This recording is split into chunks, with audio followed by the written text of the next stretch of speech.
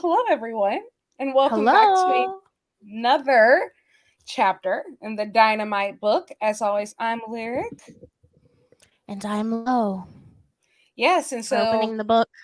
we're op- we're opening the book. I always forget to do the movements. But yes, this was a very interesting episode of AEW Dynamite. It was actually a special episode because it was winter's coming. So that was really cool. So without any further ado, let's get into this card because it was stacked. Very wrestling heavy card tonight. And everything else, we'll talk about that.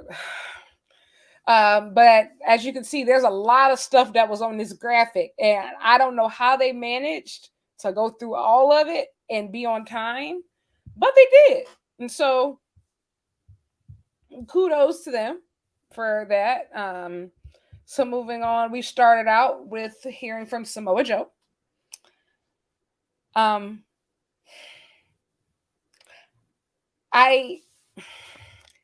I've expressed my discontentment with the current world title picture on numerous occasions. I don't feel like I have to keep, hammering, that nail. However, what they did do correct is to keep it interesting. They had Hangman show up because at this point, I feel like Hangman is like almost like Bryan Danielson for bad bitches. You know how anytime something goes wrong in AEW now, like just let Bryan Danielson fix it. Like you want to rile up the bad bitch, play Hangman out there. If you want to do it. He marched right down there. He marched right down there. Absolutely. And so basically Samoa Joe was trying to say like you the devil, just I don't know. He said, "Bro, I don't even know you. Y'all talk all day long. I am tired of this. I don't care about any of this that's going on, and I've never felt more seen than when Hangman said that he didn't care about anything that's been going on with this current story, because that's exactly how I feel. I felt very seen. Then Roderick Strong comes out screaming, Samoa, not Joe, Samoa. I mean, like, do you hear yourself? Roderick Strong and his I don't want to call them goons because I feel like that makes them sound a lot more aggressive than they are.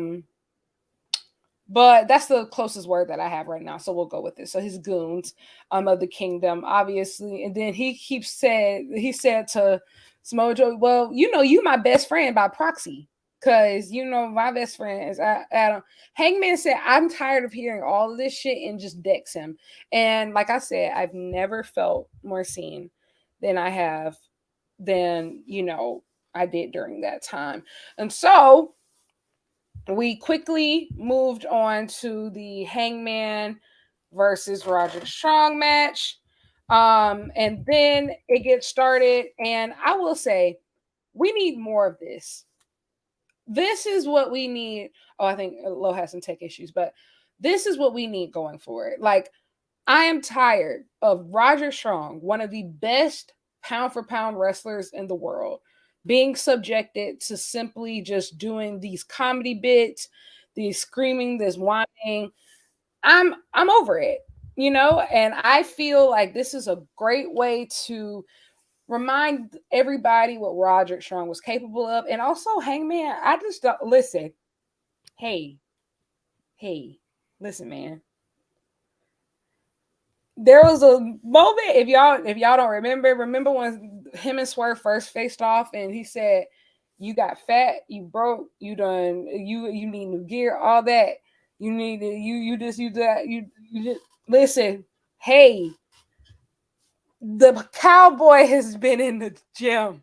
The cowboy has been in the gym. He said this is the new body, okay? Like, he got new gear too. He did. He has new gear too. Listen, I don't know what Swerve Strickland did to traumatize this man the way that he did, but call Hangman Adam Page Patty LaBelle because he got a new attitude. Maybe he just woke up.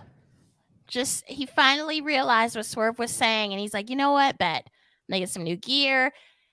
Is he really hitting the gym? Maybe he's out on the farm. Maybe he's wrangling up. He might be, but them abs coming in. I counted them. I said, and they were there. They were there, and yes, they were there. And so this match was great. We can see one thing I love about Hangman is I feel like he is one of the best in-ring storytellers in wrestling, but especially in AEW. Like he gets it with the like emoting, his facial expressions, his body language, like, and even like the subtle things of him him becoming more and more aggressive. Like, Hangman, why are you biting this man's forehead? What did Mox and Swerve do to you this year? They've corrupted him. They have corrupted him into the dark side. But I love every second of it. This is a man. This is what a man is. If you look up man in the dictionary, Hangman Adam Page is gonna pop up. I guarantee it. You have any comments? You know, I guess it's good that he didn't drink any blood in this match. Oh, they can't do that. They can't do that on cable. Can't do that on cable. Can't do that on cable. So biting is the second best. As long as they don't bleed. Right.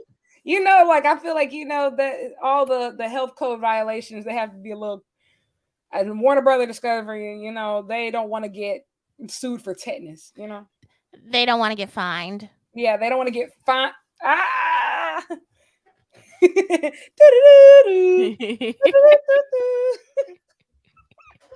don't want to get, listen, you're not wrong. But Roderick Strong looked great in this match. I just need him to keep doing stuff like this. Like, honestly, like, I was so I don't think I've ever said this on here before. So, like, at the beginning of this year, I was like, I'm really happy with this AEW roster. There's almost nobody over in WWE that I want. Except, I said, if I can get Nigel McGuinness and Roderick Strong by the end of this year, I will be fine. So imagine me when they all come at the beginning of the year. I said, oh, this is great. I don't got to ask for nothing else. I said, this is great. Edge came over late in the year. That was just a cherry on top, but I didn't even ask for him because I just assumed he was going to stay there forever. So I was so just blown away, excited, amazed for Roderick Strong. So imagine my surprise, like when y'all got this man, one of the best wrestlers in the world, he got Adam Cole doing dishes. What is happening? What is going on? Somebody has to do it. Somebody got to wash the dishes. But Adam, please. And also the thing about Roderick Strong is that he is one of those people who is a very pure wrestler. Playing from Lyric's iPhone. What was that? You see, my hands were up, so I have no idea why I did that. But he's one of those people who has been just a pure wrestler. He's never been known for his promo skills. No. So for him to almost exclusively use all of his AEW time talking has been insane. Yeah. It's been insane. I don't understand who booked this. But like I said, I would like to, let's keep this going. Obviously, Hangman won here with the dead eye. It was great. And then afterwards, as the elite lore goes, people bring their signs and he's staring off into the distance. One saying Swerve's the GOAT, and another other one, somebody, and whoever made that sign, I want you to know that you're talented. That sign with Swerve's face and his font, and it said Swerve, like I think owns Hangman or something. Oh yeah, I did see that one. I said, "Oh, y'all doing this for free? Artiste. Y'all doing this for free? Y'all got me." I'm not gonna lie. For me personally, I'm one of those people. Like, if I'm going to a wrestling show and I'm wanting to get creative, I'm gonna put my creative juices in the fit over a sign. Yeah, because I'm not doing both. Yeah. So shout out to y'all for sure. Respect. Moving on, we actually had a Blue League match tonight, which is a very, different thing because Blue League has typically been on Collision and Gold League has been over on Dynamite, but we had one Blue League match tonight. We have Brody King versus Andrade El Idolo. Listen, I don't know what Andrade's AEW run has been very hit or miss for me. I will say, just because sometimes I feel like I don't know if he wants to actually be there. Just being honest, and like you, I feel like you can always tell when somebody don't want to be there, and it's not just with wrestling; it's anything, like sports or anything, right? And so, for most of his run, I have truly felt like I don't know if he really wants to be here. However, these last couple weeks, I don't know if Continental Classic woke him up. I don't know if he just got his life got back together or something. I don't know. But this maybe a little bit of flair in his life. Hello, listen. He said, "I'm a real Latino man." Real Latino man, okay? And I've just been blown away by these performances. And this right here was real music. This was real music. And Brody King, I will also say, I know we've all been beating around the bush for months. Okay? We've all been beating around the bush for months. Okay? Abolish House of Black. Or, you know what? Abolish is the wrong word. Condense House of Black.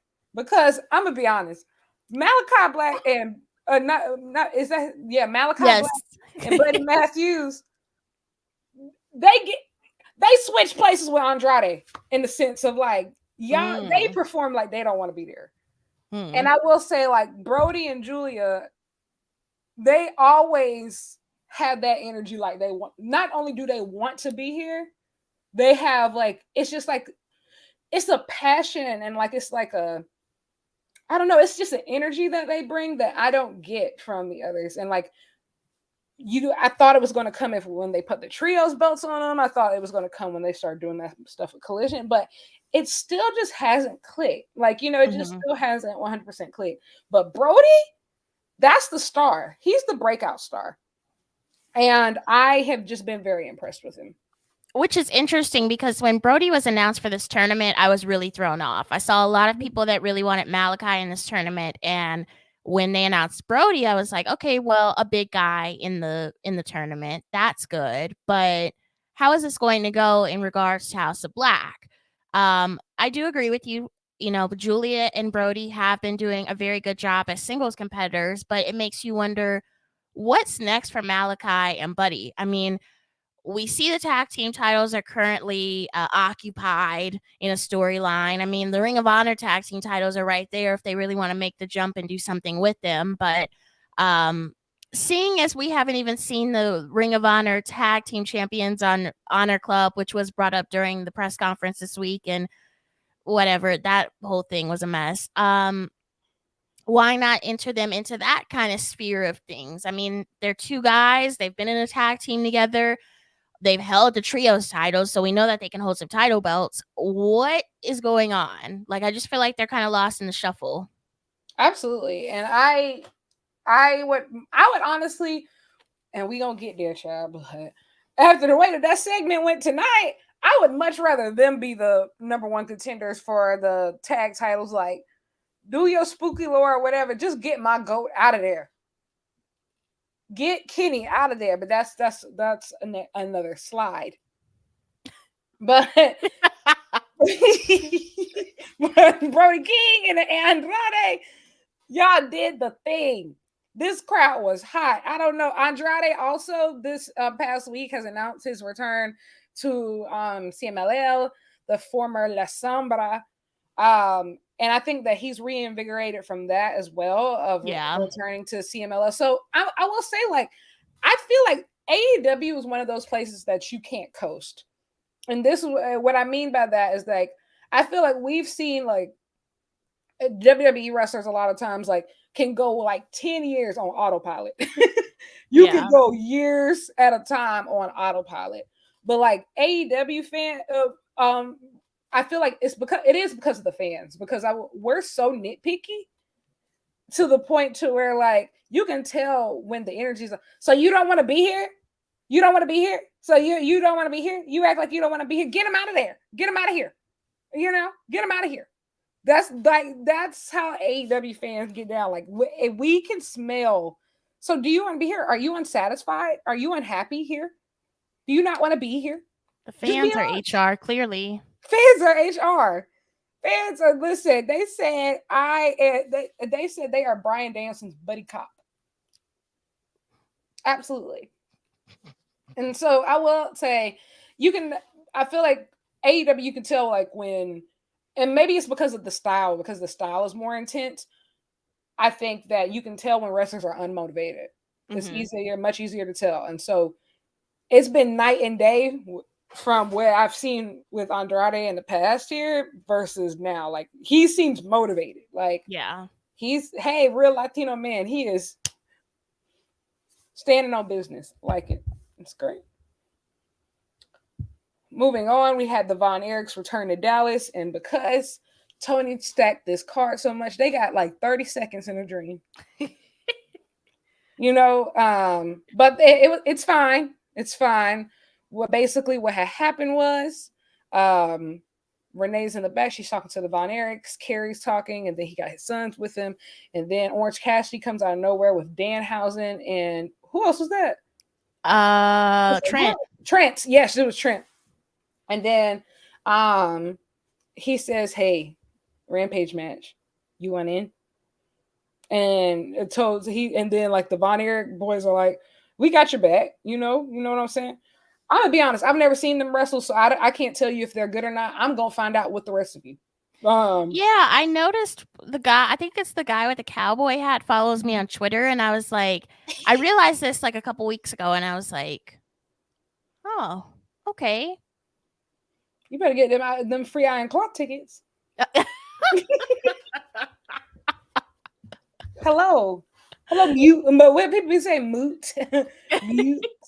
Hey, moots. But that's what happened.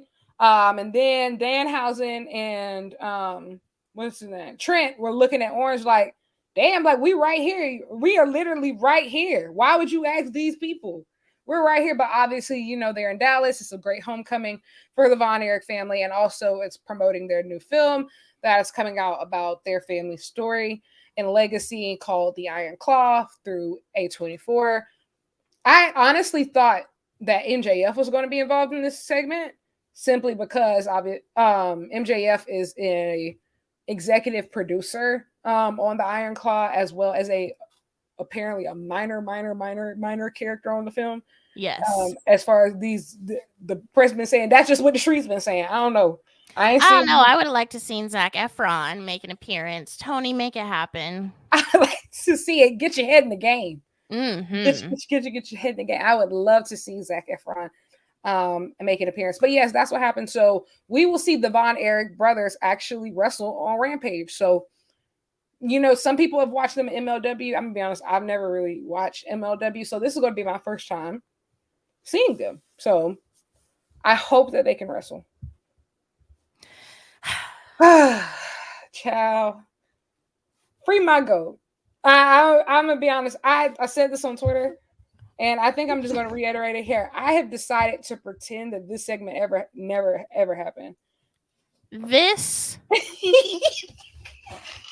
First of all, I watched it on Twitter. I watched the promo on Twitter, and I watched it numerous times. Ricky, I hope he makes overtime, because what was that? I will say I've been pretty hard on Ricky Starks this year. And most of it has been because of his ring work. It has nothing to really do with his promos. However, with that microphone, he carried this on his back. He sure did. I know his back hurts tonight. He carried this on his back. I give him crap sometimes, obviously, for his matches, but on that microphone, he was. I want to know. Well, first of all, I feel like this was not scripted at all. I feel like Kenny was very uncomfortable. It didn't seem like he was his regular bubbly self. He was stumbling a little bit over his words, and I was kind of like, this is odd. And I don't know where Chris Jericho is pulling his lines out of. Clearly his ass, because the shit just was not good at all. I mean, the Enzo Amore line to Ricky Starks. Like, girl. My thing, that's the best you have? All I said in my head, I was like, girl. Now, here's the thing. How do I say this? Is just how niche. I know, like, AEW fans are nerds to a certain extent for being like hardcore fans. However, y'all, that era of NXT was so niche. That era of black and gold NXT was so niche. You can tell half the crowd doesn't even remember. Like you're comparing Ricky Starks, who wears Dior, Fendi, designer, always looking good, just incredible on the mic, to somebody who was in cheetah print and neon blue for most of their career in WWE and rapped. Like, how you doing?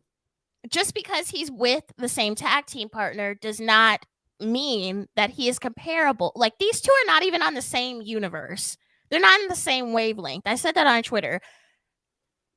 I honestly feel like Chris Jericho was pulling for straws. Now, I haven't seen anybody that was like, love that segment. That was great. Everybody is like, what was that? Anybody who said that is a liar. And I say this as we all know, I'm going to war about Kenny Omega every time. However, free my gold. Free him. Free my fashion king Ricky, because a lot of people are like, he's WWE bound. He's WWE bound. You know, I feel like I do feel like his style is very suited for there. I do think that his style and like his promo ability, like it is suited for there. Like I will say though, this run with the tag titles has been pretty good for him. I do think that they've offered a different perspective in the sense of like what a tag team should be. And I think people forget that at the end of the day, like that's really the roots of how the tag division kind of got started in AEW. Like the Hangman Kenny run was like an example of like, you know, sometimes it is two singles wrestlers who just happen to like, sometimes it works, you know? But yes, this terrible. And it hurts me to say stuff like that. It hurts me to say stuff about that. I don't think I've ever said anything related to Kenny Omega is terrible. But oh my God, let's never do this again, guys. I need them to lose at World's End. I need the Young Bucks. Y'all need to come back, go full heel, super kick everybody. Super kick everybody. What I'm a little bit confused about, and I'm trying to process it and try and figure out if this is like could be involved, right? So we know the last time that Kenny Omega and Chris Jericho had a match was against the Don Callis family. And we've seen multiple promos from Hobbs talking about how he's going to take down both of the Golden Jets. We haven't heard anything in weeks about that. I don't know if that's still a thing. We see Takeshita and Hobbs teaming up now on Rampage and, you know, different episodes of AEW television. Are we forgetting about that? I'm assuming they might be waiting till World's End. I'm assuming, like, you know, for another pay. But I'm gonna be honest, this can't extend another pay-per-view cycle. It's time to wrap this shit up. Yeah, I'm over Chris Jericho and Kenny Omega teaming together. I think Chris Jericho just needs to sit down somewhere for a little bit and let Kenny do his thing. I enjoy the stuff that Chris Jericho does outside of AEW so much, in the sense of this year he has popped up at Rev Pro in the UK. He has popped up at PWG. He's popped up recently at like Vietnam Wrestling. He did the match in DDT. I feel like he's at that point in his career, which we see with a lot of people around his age. Satoshi Kojima is one of them, right? Like he's showing up at Forbidden Door. He's showing up at, like, you know, the Wrestle Dream 0 Hour. Like he's showing up all over the world. He's doing MLW. He's doing all these different promotions, because I feel like some of these legends, once they're at the twilight of their career, you just want to go have fun and do a dream match tour. Like I think like Chris Jericho has surpassed the need to be on weekly television every week. Like you're Chris Jericho. Like you are legendary to the point to where you can literally, your name rings bells all over the world. You can travel everywhere. You can have that dream match tour. You can do all of those things. Like I don't think you need to be wrapped up in these segments, especially with somebody like Kenny, who is still in like he's still at his peak, and but he just turned 40. So we have to be very honest about how much longer can he wrestle at this level, you know? And so don't waste his golden years What are we doing? Don't waste his golden years on the Golden Jets. I honestly thought this little tag team deal was going to be done once they left Canada. Like, I thought this was a Canada only type of thing and they were about to wrap it up and be done. But Yes. we are back in the United States of America. We are in Texas. They're going to be in New York wrestling. Like, I'm going to need y'all to wrap this shit up immediately. Did you say you were standing up for real Americans? I didn't say all that. I did not say all that. I thought this was a Canada exclusive tag team. This is America.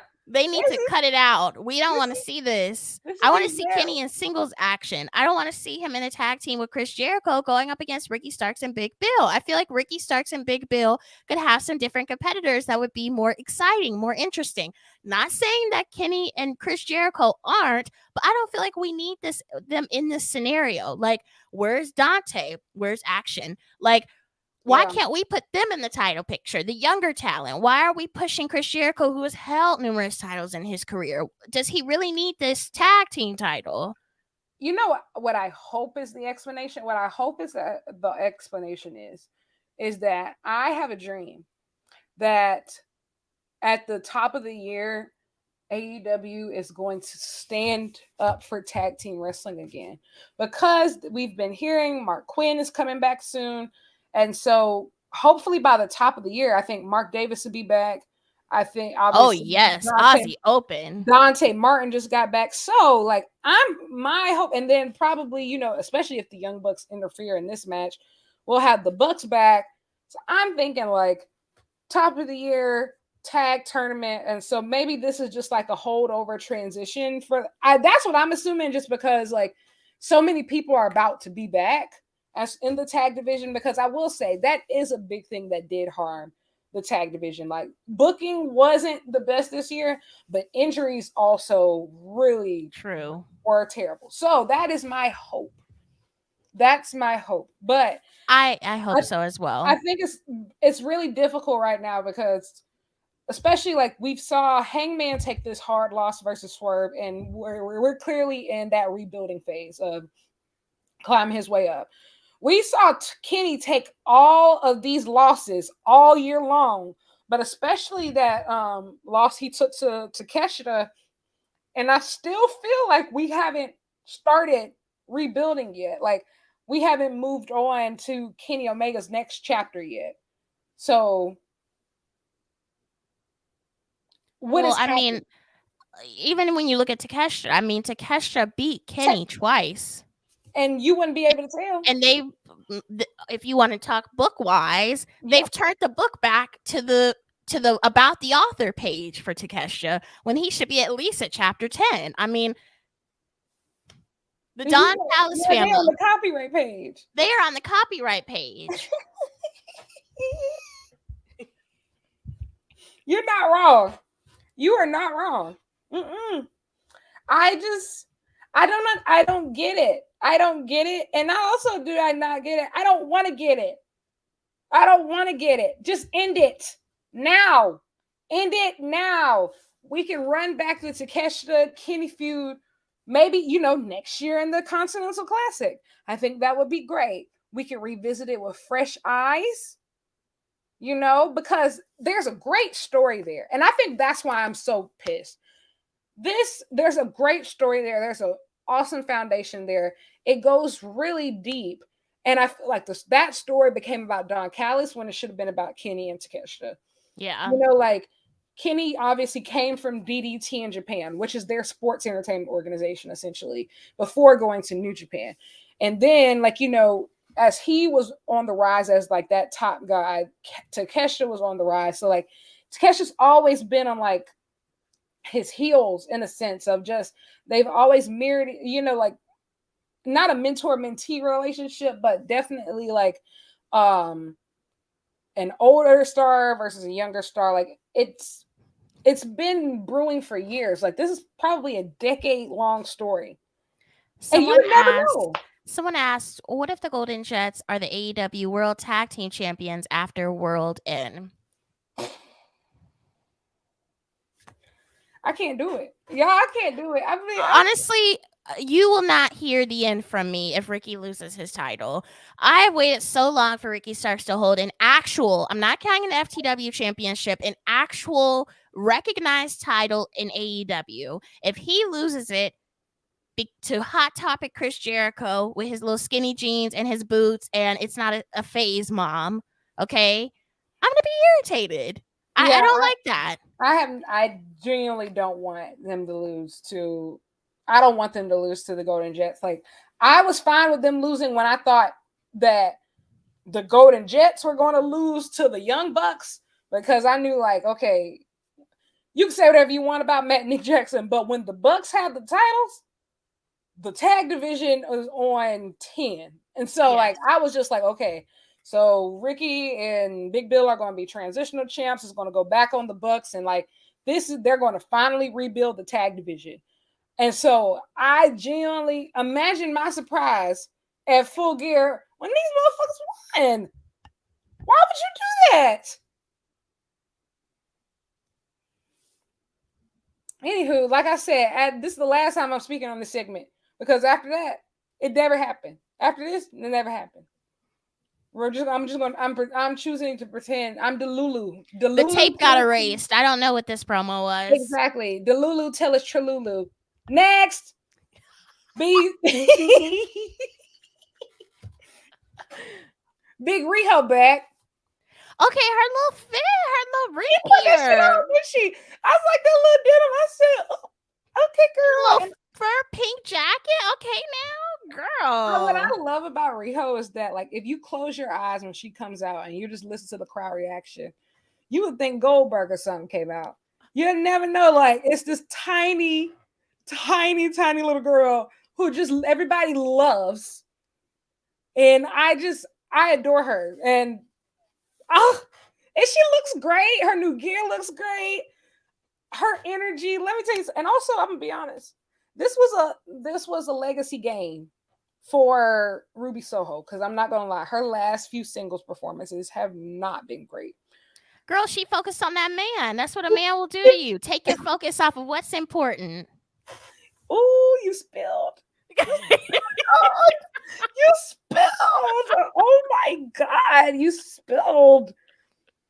But yes, you're absolutely correct. But I will say, Ruby, girl, okay, girl.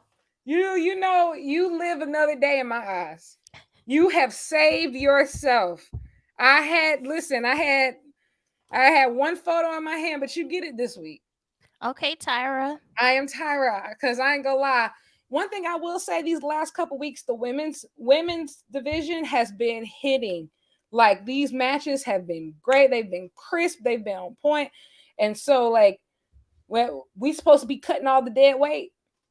And so we're not doing that. But she saved herself this week. She remains on the island. Big Riho continues to have that effect. And also, I really love that this match was at the top of the hour. I really did love that this match was at the top of the hour, because, you know, why not? When you have the ratings juggernaut, Riho. And also, we had Toni Storm on commentary for this match. Listen, I will say, a lot of people feel some type of way about the Toni Storm stuff. I love it. I still love it. And I will say, I wish that they had her doing more stuff like this, like on commentary beforehand. Like, I think like just having her run out and just like be weird on stage was just like a waste of everyone's time. But the commentary is very straightforward. What I didn't like, though, is like, I would understand it during picture-in-picture, but I do think that they cut to Toni a little bit too much during the match, especially they were cutting to Toni Storm like she was Taylor Swift at a Travis Kelce football game. You're not wrong. That's exactly what happened. That is literally exactly what happened. That was a perfect analogy. So we need less Toni. Like, the thing is, we can already hear her. We don't need to see her as well. Right. You know, it's one thing like if you're on picture-in-picture, you're trying to remind viewers that she is on commentary, but like, especially while active holds and submissions and things like that are going on, we should be focused on the women in the ring rather than her on commentary. But I loved everything else. Same. Moving on, we had Roosh versus Jay Lethal. This match was short and sweet, as it should have been, because I think Jay Lethal is not going to win a match in this tournament. Let's just be real. No. Roosh does not know that wrestling isn't real, so there's that. I didn't expect this match to go over 5 minutes. I think it barely went 5 minutes, probably about 6, 7, something like that, as it should, because this card was stacked. Because I was getting scared, because I was saying that once you had that long segment that shall not to be named, yes, it was already 9:00. And so we still had the Riho match. We still had the Roosh versus Jay Lethal match. We still had the Jay White versus Mark Briscoe match. And we still had the Swerve versus Jon Moxley match. So I was like, there's no way. No wonder Tony needed that extra 5 minutes. He knew they were about to go out there and do that unnamed segment and try and pull it together. I was so worried still, because I said 5. 5 minutes? Is that going to be enough? And so I knew that this match was going to be short, but once again, Roosh don't miss. I've had a great time with all of his matches. And also, you know what? Jay Lethal has served his purpose in this tournament. Next year, we can get somebody else to be the pin eater, though. I don't think you have to do it again. Yes. But we do need somebody in this tournament to lose. And thank you for letting it be you. Next caller. Jay White versus Jay White versus Mark Briscoe. Listen, I love this match. The ovation for Mark Briscoe was awesome. Dallas was the last time he competed with his brother in Ring of Honor, so I know that the location definitely has some sentimental value and definitely will have more sentimental value on Friday. And so the Dim Boys chants were really beautiful, I think, to start off. But Mark Briscoe out there hooping like he trying to get a contract. I said, bro, slow down. You're already signed. It's okay. And the thing is, to be hooping like that after you're mathematically eliminated from the tournament, I love that. Because for people who have never been into New Japan or things like that, and have never seen a round robin tournament, there was a lot of talk online of why should wrestlers even try? After they've been mathematically eliminated. What's the thing? It's because, one, pride, nobody wants to lose a match ever, no matter what. And then 2, there's nothing better than being able to spoil somebody's good day. Oh, I think I'm gonna win this. There's nothing like it. So even if he doesn't win, he's still going to keep pursuing it. Yeah, and you also have to think about it, just because he is losing this tournament doesn't mean that he's just losing everything else. You know what I mean? I'm sure Tony is still keeping a close eye on those who are losing the matches, but are bringing themselves to the table or the mat effectively. If Mark Briscoe just went in there and was like, screw it, I'm losing anyway, let's just have a very basic match, it wouldn't be entertaining. But the fact that he is still going out there putting 110% into it, it shows that he is committed to this tournament, win or lose. Absolutely. And I also think that Continental Classic, much like G1 and other tournaments like it, if I'm a booker, this tournament is an audition. This tournament is an audition for who are going to be my top priorities in 2024. Yes. Who are the guys that, Mark Briscoe, he might not win any of these matches, but I'm seeing how he's getting over with the crowds. I'm seeing how his matches are connecting with people. So I'm like, okay, I'm already mentally trying to plan out, what is this TNT title picture going to look like post Christian Cage? Mm-hmm. We probably need a baby face eventually to win this. So, things like that. Or think about somebody like Jay White we need to rebuild Jay White after that main event, Full Gear main event that must not be named. And how are we going to do that? He needs to pick up some really, really, important wins. So I think you have to think of it of that as well. Of this is an audition for a lot of guys. Like we said, Brody King, right? He might not have been a guy who was on everybody's radar heading into this tournament, but coming out of it, he looks like he can be a singles, champion or something one day. These Right. are auditions, like for Swerve, this is an audition to see like, oh, can you be the guy? Like, not just a top guy, but the guy. So everybody has different things that like they're going after that don't really have anything to do with wins or losses. The same thing with Roosh. Roosh is in a very similar situation of like, okay, like we know you're a good wrestler, but can you be a top guy? So you have to think of it like that. But I really did enjoy this match. I think it's Jay White picked up the win, which he should have. But Mark Briscoe beat his ass. I ain't gonna hold you. He did. He did. He did. He did. Didn't make it easy for him. He did not. But I will say Mark Briscoe has really like captured the hearts of the fans to where when he does get that win, that one win, and Jay Lethal, it's gonna be you. It's gonna be you. It's gonna be you. And that's okay. But it's going to blow the roof off the place. And so that's going to be incredible.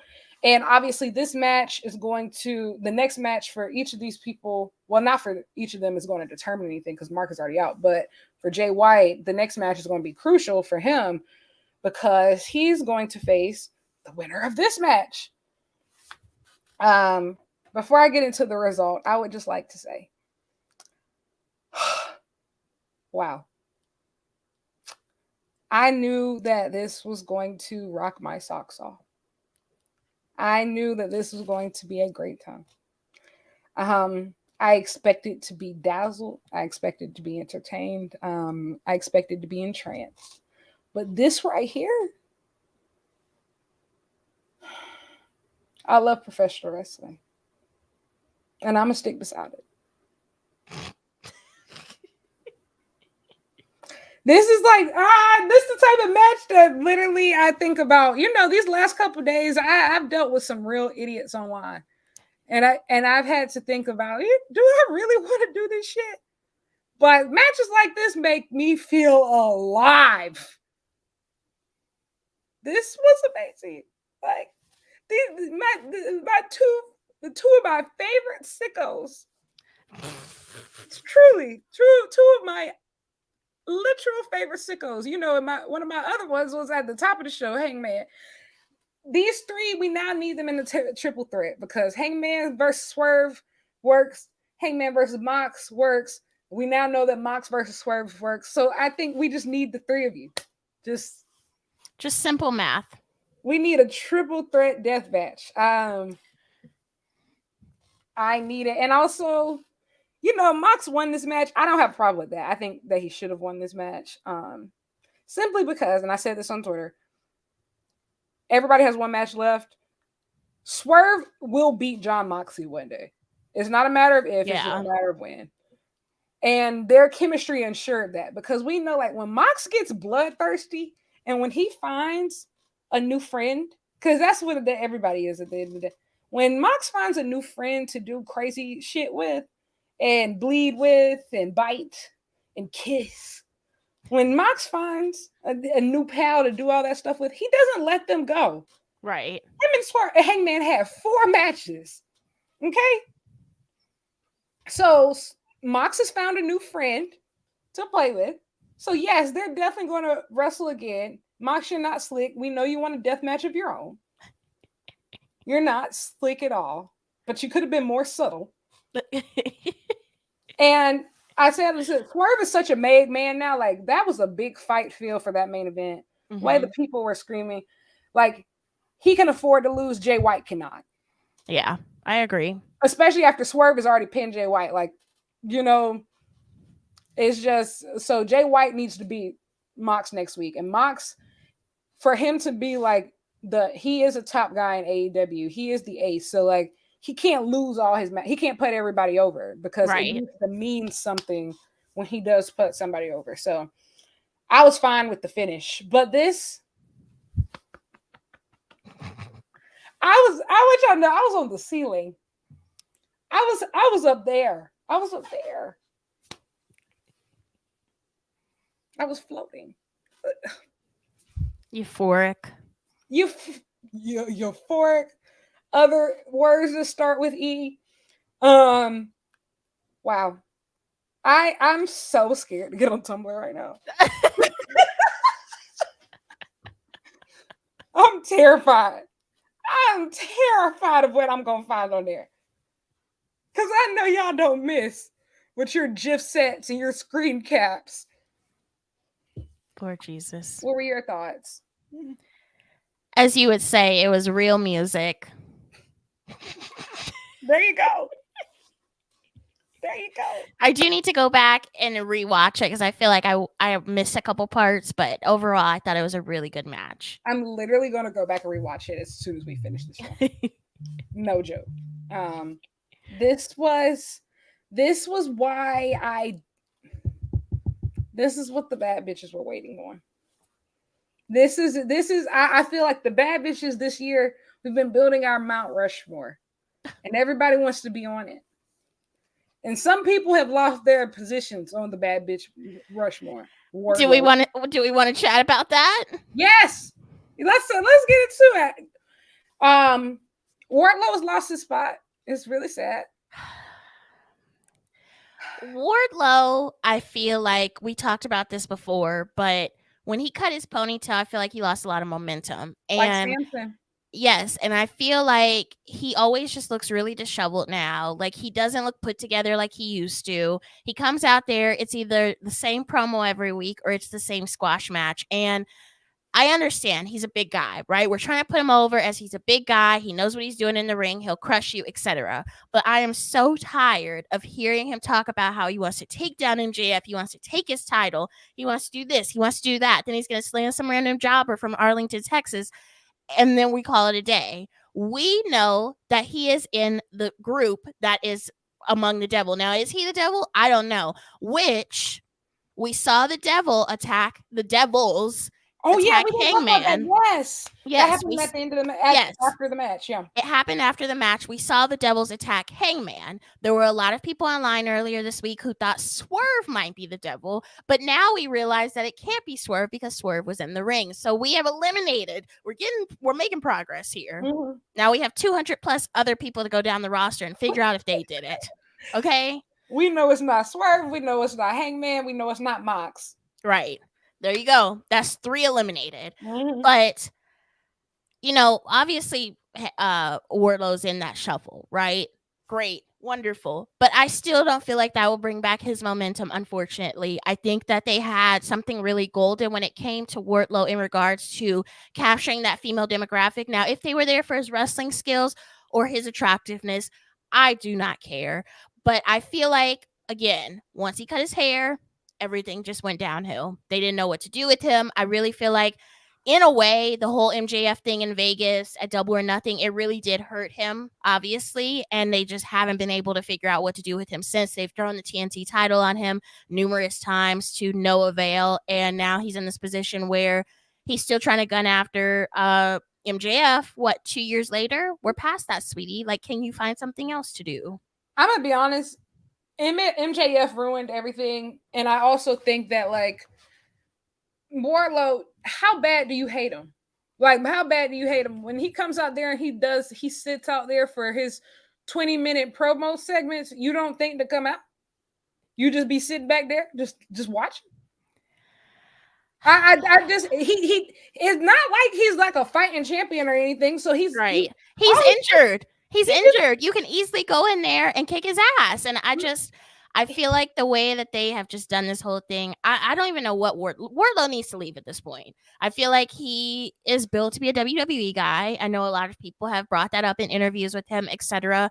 I think it might be time for him to, explore his other options at this point, whether it's WWE, Impact. I feel like he's overstayed his welcome in AEW. I don't know what else they could do with him. And someone mentioned he had Arn Anderson as a mouthpiece. That didn't last long, though. I mean, you can only needed a woman. He did need a woman.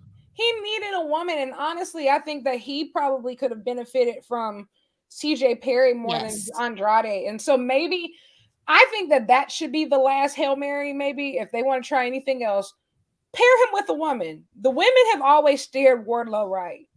You know, women have always steered Wardlow right.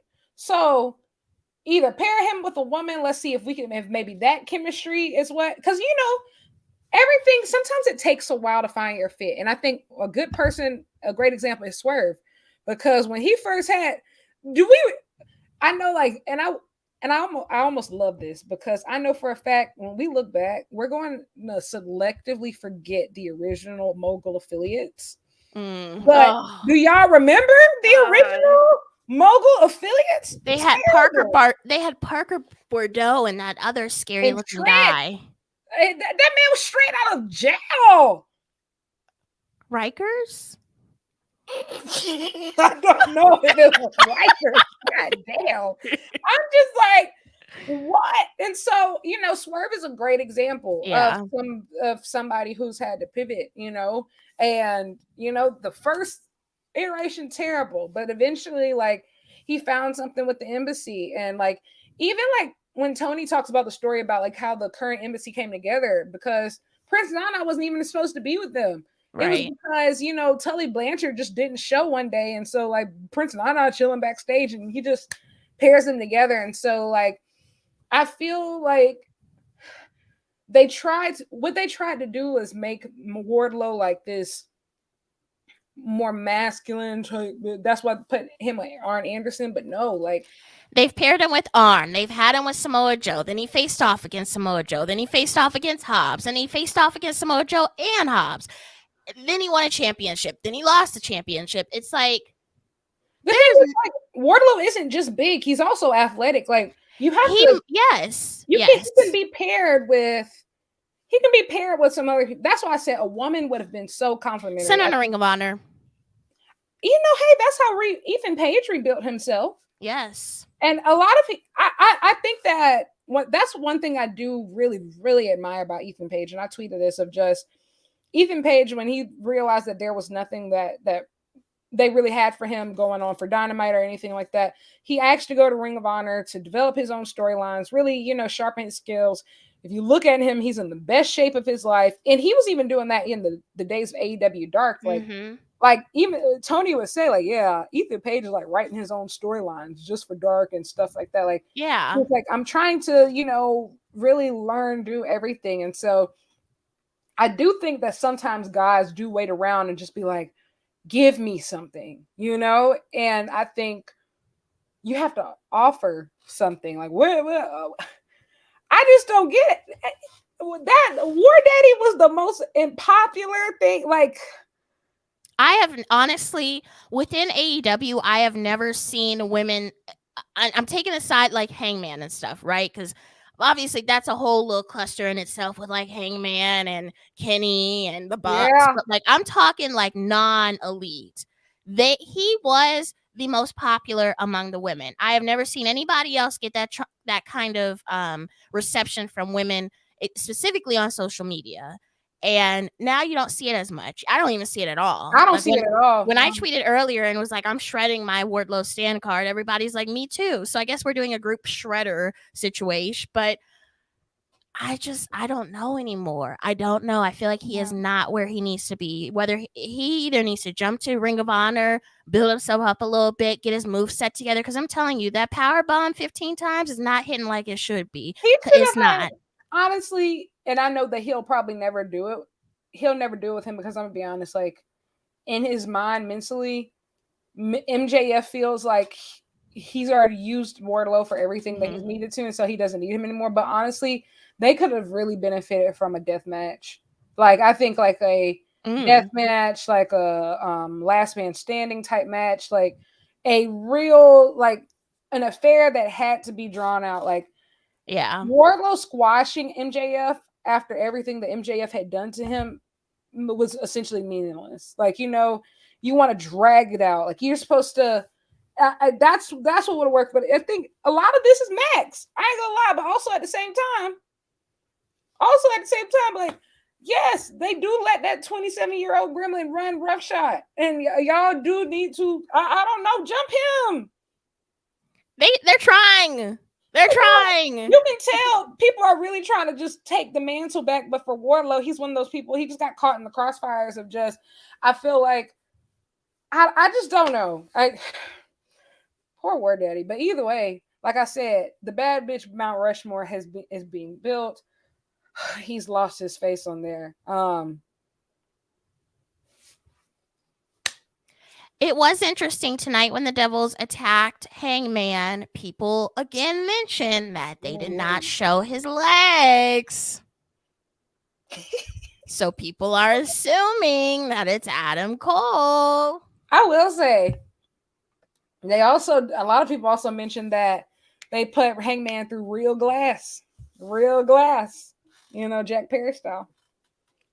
Okay, interestingly, Jack Perry has applied for trademarks for Jungle Boy, Jurassic Express, all his little terms that he had with Luchasaurus or Killswitch, which is interesting timing just based on everything that's going on, but it makes you wonder why he trademarked these things. Is he going back to that character once he gets back? Because we know that after everything happened and he kind of turned heel, it wasn't hitting like it was supposed to. It was giving like SmackDown versus Raw 2008 call that you make like at 2 a.m. in the morning and you're like, damn, I put a leather jacket on him. He looks good.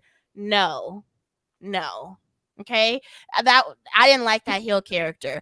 I like the whole Jungle Boy, aspect, the gimmick, but like, you can't. You gonna go get your dinosaur back? He got a new owner. He did trademark the boy and his dinosaur. That's one of the. He bringing a new dinosaur. They just got dinosaurs running around the indies. I think he might get his old dinosaur back. Actually, think about it. About how Christian has been treating Luchasaurus, and we saw like.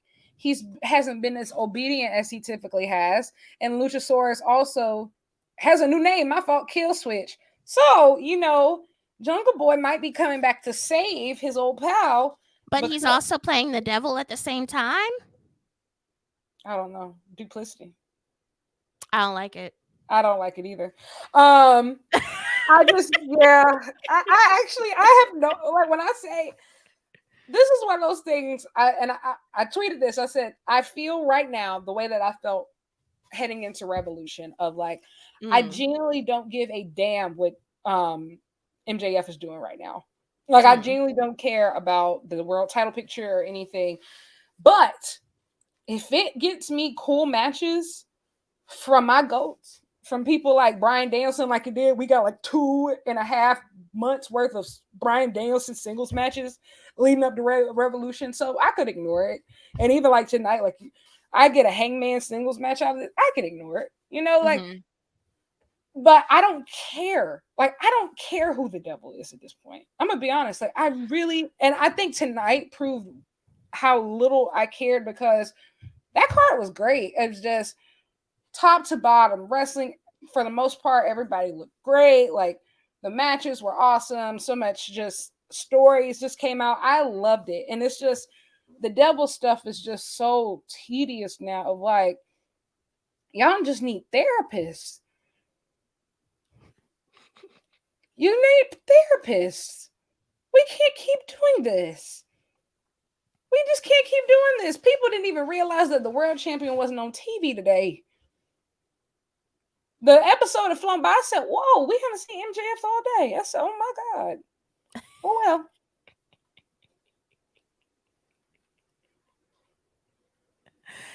I didn't know he was that short.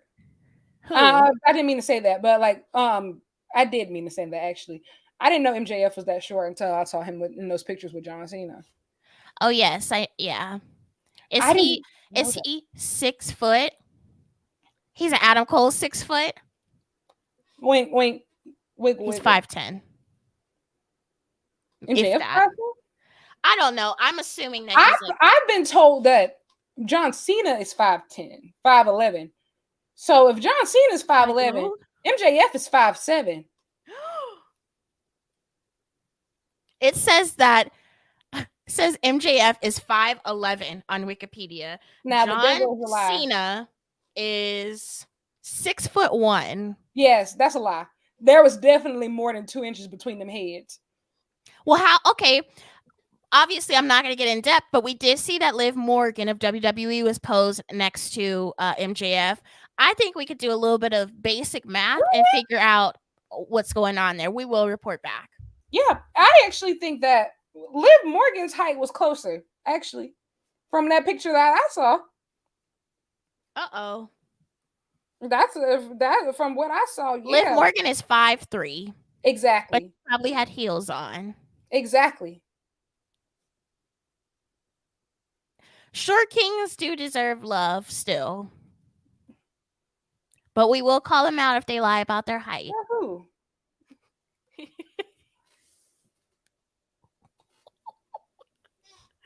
Not the receipts. Not the receipts. Y'all, y'all, 5'10", 5'10". Unless Liv had on 7-inch heels, I don't think this is accurate. Girl. Another day of men lying.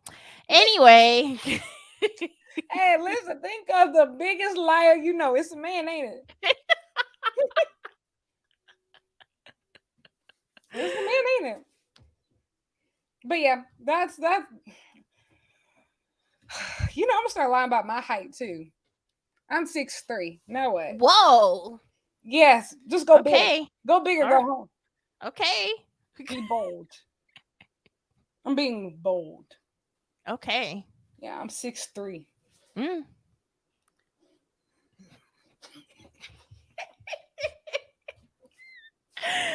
Oh my goodness. Well, this has been another riveting book. What chapter? My fault. Chapter of the Dynamite book. The next few weeks are going to be probably a little weird because of holidays. Still haven't figured out the schedule, but I'll put it on social media as soon as have more information about that. Because obviously Christmas is coming up, and then I am going to Japan for a while. Wish me luck. You know, wish your girl luck, because the ghetto, not Japan being the ghetto, but my finances are the ghetto. So that's that. Anything else you had to say? Nope. We are closing another chapter of the Dynamite book. If you want to keep up with Wrestling Wind Down, you can follow us on Twitter and Instagram at WWDCAST. We dropped our last merch collection for the year. Have yourself a merry little death match. We also have Bad Bitches for Hangman shirts. We have 2 styles of those.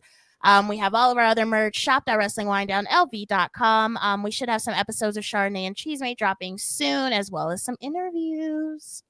All right, and you can find me at Lyric Wrestling on all platforms. And yeah, that's it. I'll be honest, I can't even remember. Oh, big thing happening tomorrow. So the Best of Athena 2023 or Ring of Honor watch along is happening tomorrow. It'll be on my Twitch at Lyric Wrestling. Some special guests will be coming, and we will be watching some of the best matches from Athena's reign and Ring of Honor. Super excited. That's going to be at 10 o'clock Eastern tomorrow, 10 o'clock p.m. And after that, well, the day after that is obviously Final Battle, and y'all better watch because the women's are main eventing. Period. And that's all. You heard her. All right. We're closing another chapter. See you soon. Bye. Bye.